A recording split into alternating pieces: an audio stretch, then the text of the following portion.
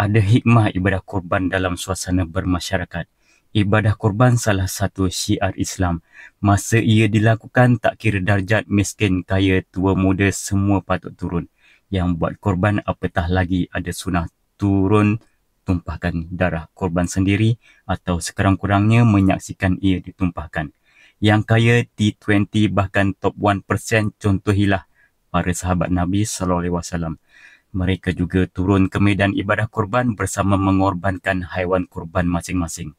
Korbankanlah rasa hebat, rasa istimewa hingga tak boleh bergaul dengan orang kebanyakan, rasa tak sesuai kerja-kerja kasar, rasa tak selesa perkara remeh-temeh.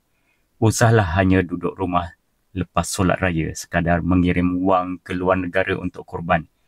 Ibadah korban ni syiar agama kita. Tentu ada hikmahnya. Ia dilaksana dalam suasana bermasyarakat. Sekurang-kurangnya ia membuat mereka yang kaya, bangsawan, orang yang terkenal akan merendah diri bergaul dengan masyarakat. Kalau ia tetap tak mahu dilakukan, ibadah haji ialah tempatnya jadikan semua golongan rasa sama taraf, berihram sama putih, berkumpul sama tempat, semuanya sepatutnya tunduk sama-sama rasa kerdil, tiada punya apa di hadapan Allah yang Maha Kuasa, Maha Kaya.